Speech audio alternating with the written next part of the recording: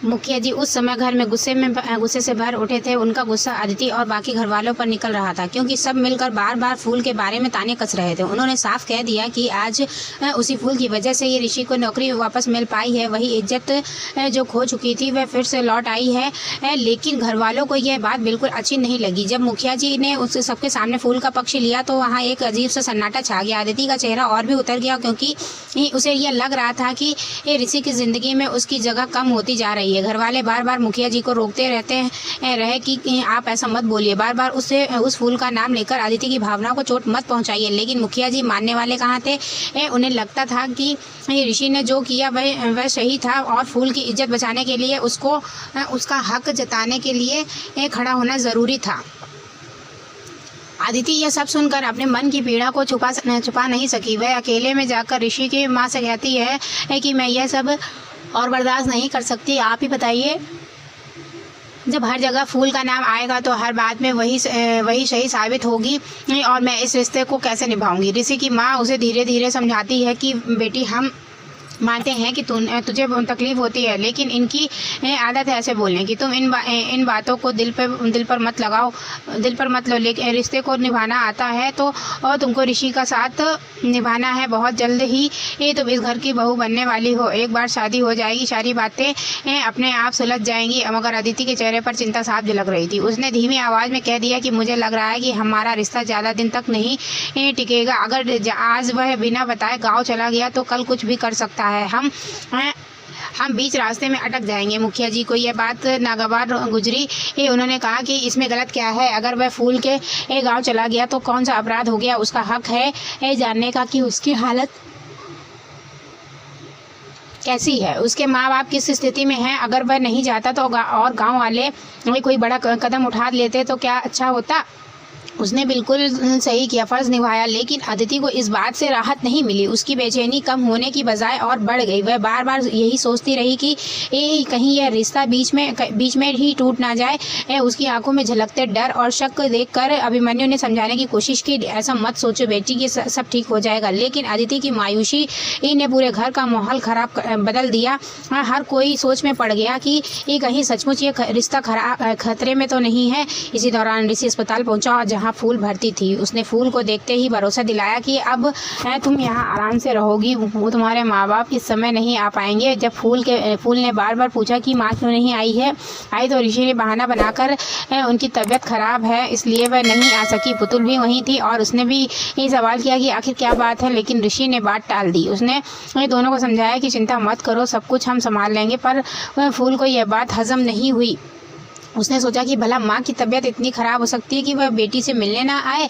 उसे शक हुआ, लेकिन कोई सबूत ना होने के कारण चुप रह गई। पुतुल के जाते ही ऋषि ने फूल को समझाया कि अब तुम्हें फिक्र करने की ज़रूरत नहीं है, मैं हूँ यहाँ सब देखने वाला। तुम्हें गांव वापस नहीं जाना है। तुम्हारा सपना पढ़ाई पूरी करना था तो अब तुम यहाँ रहकर सब पढ़ाई कर सकती हो। लेकिन फूल ने झट से कहा कि जैसे ही मेरी तबीयत ठीक होगी मैं गाँव चली जाऊँगी, मुझे बस टिकट देना, मैं खुद चली जाऊँगी। ऋषि ने उसे रोकते हुए कहा कि अब तुम्हें मेरे घर में रहना होगा। यहाँ से जमकर पढ़ाई करनी होगी और अपने लक्ष्य को पूरा करना होगा। फूल को यह सुनकर अच्छा नहीं लगा। उसने सीधा सवाल किया कि आप अचानक मेरे लिए इतने चिंतित क्यों हो गए। आप तो पहले मेरा चेहरा तक देखना नहीं चाहते थे, आपको मेरी मौजूदगी भी बुरी लगती थी, फिर अचानक इतना बदलाव क्यों। ऋषि ने उसकी आंखों में देखते हुए मन ही मन सोचा कि अगर मैं ये बता दूं कि नूतन से मैंने वादा किया था कि उसकी बेटी की हर ख्वाहिश को पूरी करूँगा तो यह और उलझ जाएगी। इसलिए उसने बस इतना कहा कि बीती बातें भूल जाओ, अब तुम्हें सिर्फ अपना भविष्य सोचना है। फूल के मन में शक गहराता जा रहा था, लेकिन ऋषि लगातार उसके शक को दूर करने की कोशिश करता रहा। उसने हर बार उसकी बातों को मोड़ दिया। उसे नया सपना दिखाने की कोशिश की, पर फूल का दिल मानने को तैयार नहीं था। उसे लग रहा था कि सच्चाई उसे छुपाई जा रही है। ऋषि चाहे जितना भरोसा दिलाए, मगर फूल का अंतर मन बार बार यही कह रहा था कि उसकी माँ सचमुच बीमार नहीं है, बल्कि उसे कुछ बड़ा राज छुपाया जा रहा है। इस पूरे माहौल में दो तस्वीरें सामने थी। एक तरफ घर में अदिति का डर और शक जो इस रिश्ते को तोड़ने की ओर ले जा रहा था, और दूसरी तरफ अस्पताल में फूल की बेचैनी जो बार बार सवाल उठा रही थी कि आखिर सच क्या है। ऋषि बीच में फंसा हुआ था। एक तरफ उसका वादा, दूसरी तरफ उसका परिवार और अदिति का रिश्ता, वह दोनों को खोना नहीं चाहता था। लेकिन हालात ऐसे बन रहे थे कि उसे हर कदम पर किसी न किसी की नाराजगी झेलनी पड़ रही थी। यही वह मोड़ था जहां से कहानी और पेचीदा हो गई। अदिति के दिल का डर और फूल के मन का शक दोनों ऋषि की जिंदगी में ऐसे घर में ले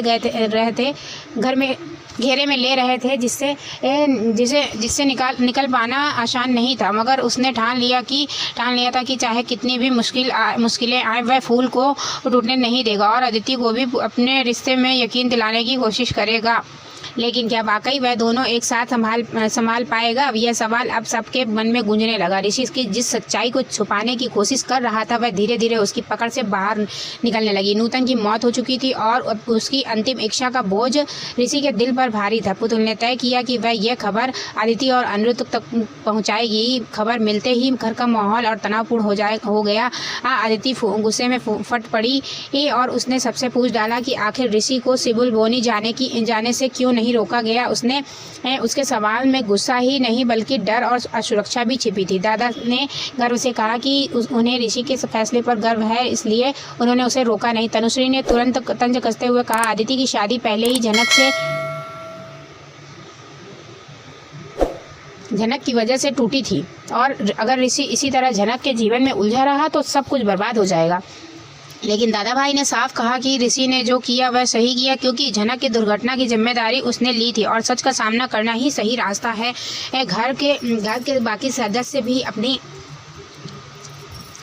राय रखने लगे। अभिमन्यु ने चिंता जताई कि कहीं इस मामले में गांव वालों का समर्थन जनक को न मिल जाए और फिर परिवार के लिए मुश्किल खड़ी हो जाए। सुरजीत ने कहा कि जनक के परिवार को पूरी जानकारी देना जरूरी है, वरना बाद में वे ही कोई बड़ा कदम उठा सकते हैं। तनुश्री बार बार अदिति की पीड़ा को आगे रख रही थी कि उसकी भावनाएं भी उतनी ही मायने रखती हैं, मगर दादा भाई किसी की बात मानने को तैयार नहीं थे। अदिति ने तीखे अंदाज में कहा कि झूठ बोलकर जनक ने ऋषि का समर्थन हासिल कर लिया है और अब घर का हर सदस्य उसी के लिए झुक रहा है। उधर सिबुलबोनी में नूतन की तबीयत अचानक बिगड़ने लगी। उसकी सांसें रुक कर चलने लगी। ऋषि डॉक्टर बुलाने के लिए भागा, लेकिन नूतन ने उसे रोक दिया। उसने कमजोर आवाज में कहा कि अब उसके पास समय बहुत कम है। उसने अपनी आखिरी सांसों में ऋषि से एक विनती की, जनक को कभी अकेला मत छोड़ना, यही उसकी अंतिम इच्छा थी। यह सुनकर ऋषि की आंखों में आंसू आ गए। उसने कसम खाई कि चाहे कुछ भी हो जाए वह जनक का साथ कभी नहीं छोड़ेगा। नूतन के मरने के बाद ऋषि ने अनिरुद्ध को एक पत्र सौंपा जो नूतन ने उसके लिए छोड़ा था। अनिरुद्ध ने पत्र देखते ही चेतावनी दी कि अगर ये पत्र घर वालों के सामने आया तो सब कुछ बर्बाद हो जाएगा। लेकिन ऋषि ने निर्भीक होकर कहा कि तुम जनक के पिता होकर भी उसे अपनाने से डरते हो, जबकि मैंने नूतन से वादा किया है कि उसे कभी अकेला नहीं छोड़ूंगा। अनिरुद्ध गुस्से और ग्लानि में चुप हो गया, लेकिन पत्र की सच्चाई धीरे धीरे सामने आने लगी कि जनक का असली जैविक पिता अनिरुद्ध बोस है। इस रहस्य ने पूरी कहानी को नया मोड़ दे दिया। अनिरुद्ध की अदिति की जैसे ही यह शक हुआ वह बुरी तरह बिफर गई। उसने बार बार ऋषि से पूछा कि आखिर तुम फूल के प्रति इतनी हमदर्दी क्यों दिखा रहे हो, इतनी तरफदारी क्यों कर रहे हो, और जरूर कोई गहरी बात है तो मुझसे छुपाई जा रही है। फूल भी उस समय अदिति को समझाने लगी, एक दीदी आप टेंशन मत लीजिए, जैसे ही मेरी तबीयत ठीक हो जाएगी मैं गाँव लौट जाऊंगी। लेकिन अदिति का यह भरोसा नहीं हुआ। उसका गुस्सा बढ़ता गया। ऋषि ने अनिरुद्ध से अकेले में बातचीत करने की कोशिश की। उसने कहा कि अंकल, आपने भी कभी ऐसे फैसले लिए होंगे जो सिर्फ आप जानते हैं और किसी से साझा नहीं कर पाए।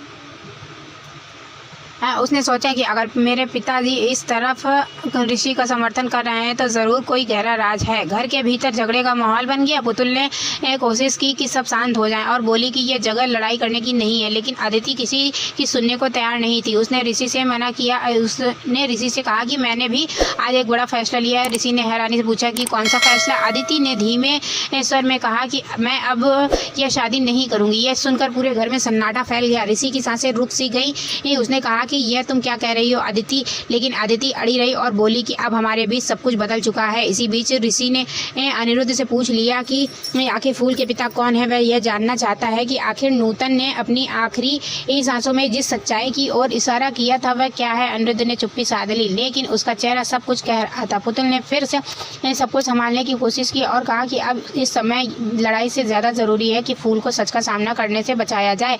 अदिति का चेहरा तमतमा उठा। उसने कहा कि अब मुझे ये सब समझ में आ गया है। जनक के लिए यह घर सब कुछ कुर्बान कर देगा और मेरे रिश्ते को कोई अहमियत नहीं देगा। ऋषि ने उसे शांत करने की कोशिश की, लेकिन अदिति ने साफ कह दिया कि उसका इस रिश्ते पर विश्वास खत्म हो गया है। इसी खींचतान के बीच नूतन की आखिरी इच्छा का बोझ अनिरुद्ध के छुपाए हुए राज को दबाव और अदिति से टूटती हुई उम्मीदें तीनों ने मिलकर परिवार में एक ऐसा तूफान खड़ा कर दिया जिसे कोई रोक नहीं पा रहा था। ऋषि बार बार सबको समझाने की कोशिश करता रहा, लेकिन कहीं न कहीं उसे भी महसूस हो रहा था कि यह सच सामने आए बिना को सुकून नहीं मिलेगा। अब सवाल यह था कि क्या ऋषि नूतन के वादे को निभाकर जनक की जिंदगी संवार पाएगा या अदिति का रिश्ता और विश्वास उसके हाथों से पूरी तरह फिसल जाएगा। धन्यवाद।